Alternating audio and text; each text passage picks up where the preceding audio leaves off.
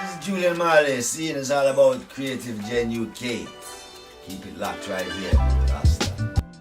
So I'm going to go straight in. I'm going to go straight in with the questions. Yeah, I'm not playing because I know that you're a very busy man. Right. So I'm going to go straight in with let's get the elephant out of the room. Yes. Being a Marley, you know, did you feel that there was pressure living up to the Marley name growing up? No, you can't have pressure to live up to your own self. You know, like living up to your own who you are. You know what I mean? So for me, it's just about finding who you are and being yourself and living within your truth. Yeah, that's the main thing on that, you know. But when you really check on it, how can you fight to live up to your name? Your name is you, you know. So it's just about, do you love music or are you something else, you know? So find yourself, you know. And then you can just live with it and Okay. Yeah. So growing up in London in the 80s was a challenge probably within itself, with probably like the racial and being black. How did you overcome that with the added attention of being Bob Marley's son? Well, first of all, we blended in because a lot of people didn't know. A lot of people don't really, you know, because we grow. It's not like when I say, hey, I'm Bob Marley's son. No, you go to school locally with everyone else. No one knows, apart from, unless, you know, you get like an in-scoop from someone. But, you know, apart from that, you know, we grow, and obviously that molded me to be who I am, speaking the topics that we speak, you know. But what we do know is England is a very cultural place too, you know, and so much diversity, so much people uniting too. Yeah. Not just the stereotype thing where them try to make it look like, you know what I mean? Yeah. Because the more we get this stereotype, is the more, you know, negativity is happening. So we don't really listen to that. We know what's the real. You go on the street, you go to school. All of my friends where we go to school with come from every part of the world. Okay. You know what I mean? Yeah. So big mixing possibility. So that's how we grow, you know? Okay. Yeah. So, how do you think growing up in Britain influenced your music and your musical style? I guess from coming up listening to all of that new wave-ish kind of sounds. Obviously, when we was young teenagers now, jungle just chip in, you know. And I realized that jungle is part of reggae. Yeah. But yeah, growing up in England, man, you know, the diversity of the music. You listen to, back in those days, you know, and also loving reggae music, then you hear like Police, the band called Police, and give you that kind of feel. And then you listen to all this other whole heap of music that, you know.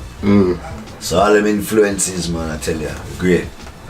So going to Israel at a young age and experiencing their culture and customs, how did that affect you growing up as a teenager?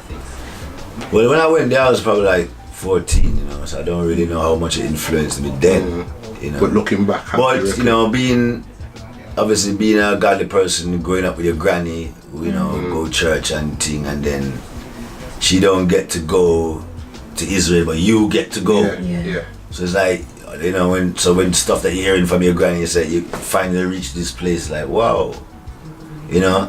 But I went there again, like 2-3 years ago, and you know, so remembering when I was there when I was like a little boy, and then coming there now as a man now to really with your conscious eyes, you know. How different was it, like the surroundings in the cities? Well, I mean, it was the same. I mean, we get to see some great places, you know, and for me, it's just the feeling that I get when I go to this place. Because obviously, you know, it's a different place now. It's not like back in the days of the Bible. But the energy, you can feel the energy, you know. So it was a great experience. Yeah, man. I can imagine that would be so amazing. Yes. Have you been several times? You said you went when you were 14, you went a couple of years ago. Yeah, so that's twice now. Yeah. Oh, wow. Okay, so at 18, was it 18 when you moved to Jamaica full time? Yeah, 17. About 17, 18. And you created Ghetto Youth Crew. then? Well, that was originally formed by my brothers Ziggy and Steve as a record label, which was only for Jamaica at the time. Okay. And then, obviously, you know, I guess they weren't doing much with it. And then my brother Steve said, you know what, we have this label here, let's, you know, put it together. Really put some and then it's me, Stephen and Damien, you know. And then you ended up touring the US for quite some time after that though, didn't you? Yeah. So that must have been quite an experience at that age. Yes, getting first-hand experience, you know, is great. And the first time even went on stage was probably like 6. Wow.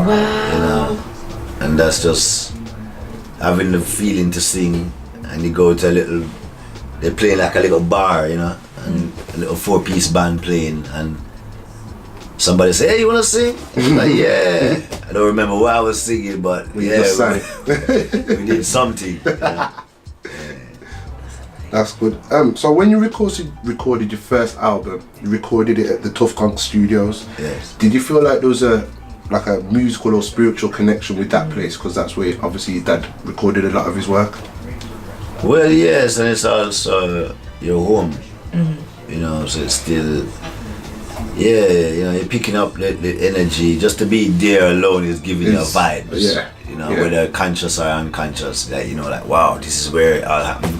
It's coming. Yeah. So you know, I mean, that was '96, and the album was called Line in the Morning. You know, so working in Tough Gang, obviously, and being, you know, when you're there, so much great musicians pass through. So you get to work with a lot of, you know, great, you know, people along the way, you know. I can imagine. Yeah. Well, because of all of the amazing work that you've done, in 2010 you were nominated for a Grammy. Was it a bittersweet moment when your brother beat you to it? And do you have sibling rivalry when it comes to music? You have to listen to what your father says. One love. Yeah. You understand? Yeah. Either it's on the football field or, you know, one love, wherever you want to put it, but one love. You know, I mean, what I like to know is that positivity is on top every time. Yeah. You know what I mean? So whoever it is, once you're real and pure within what you're doing, that's where it's at. You know what I mean? I love that. How did it feel representing Jamaica with your Olympic performance in Beijing? Well, that was another great experience, another milestone they call it. That was a great. You know, being there and not even knowing that, you know, Usain Bolt was going to win, so you're going to support. But, you know, just being there, that was a power. Something was happening, you know, or else we wouldn't be here. So, you know, it was a great experience. First time in China, you know. I've been back since, but it was a great vibe, for sure. It's a huge honour. We didn't get to see no races though. Oh no. Why not? That's the thing, because we're there to work. So you're at the event. The stadium's way over there. By the time you're done, you get to the next event. By the time you net another event, and we say, "What's happening?" Race done. No transportation, nothing. So it was only 9 seconds anyway. Oh no. So they bring you and put you over that side, do that job, you know. So but to be there, you know, was special. Real deal. That's good, man. So I know that you're really family orientated, and that family is such a huge thing to you, and you've got your own line of t-shirts in collaboration with 9 Mile Clothing. Can you tell us more about that? Yes, 9 Mile Clothing is my sister, Princess. Okay.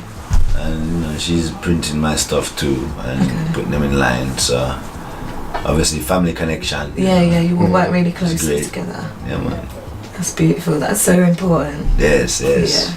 That's amazing how you can work and bring your family in with the music and give back, and it's and it's good when you see, you know, your family members really doing it and like you really love it. Okay, makes sense. You know what I mean? Yeah, man, for real. Well, we know you're passionate about giving back to the community and youth work, as we see through your humanitarian work. This is something we can see that's close to your heart. What, like, in London? I know you do a lot of, was it youth projects that you've been involved with? And I haven't really been in lots in London yet. not London yet. Yeah, as much as I'm born in England, UK. Sometimes the networking is still small. Yeah. Just like I said, when I used to go to school, nobody knew who I am. Yeah. So sometimes it's still like that. You come in, still nobody. You walk down the street, it was blending. It's like, okay. That can be quite nice. Yeah, ninja style. You don't see me, you know. But there. But you know, that's the passion, you know. It's been an idea, but obviously you need the right person to talk to get it started.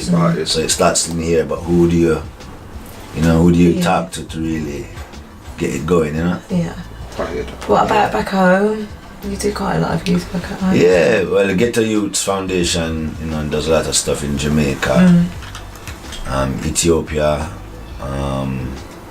They did some stuff for Haiti too throughout that time. Yeah, I did see something about that. Yeah, and obviously it's where as far as you can reach, you know. It's not like you can reach way over to. No, of course not. But where the connection is made, you know. You can reach and spread the message. And that's what it's about, you know, music, throughout the music and the works, you know. Yeah. Definitely. You're making a huge positive impact, and that creates a ripple effect. So you'll share love with someone, they'll share that love with someone else. True. And that, you have to spread it, you know. So you might not be able to reach that far, but they can reach further. Yes. An idea alone starts it, innit? Yeah, there you go. Yeah, definitely.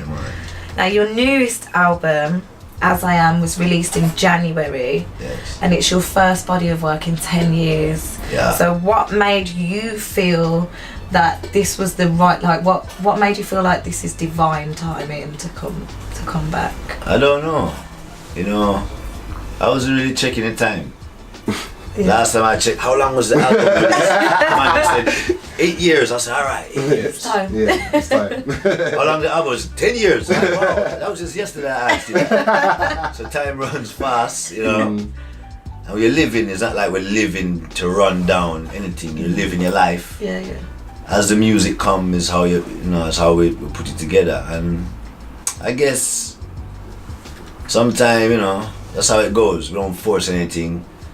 But I do know when I started to, you know, I don't remember what song it was I started with, but as soon as we sat down and the flow just started happening, and then the songs them just come together, you know. You realised you had a lot that you needed to express. Yeah, and it's like, oh, okay.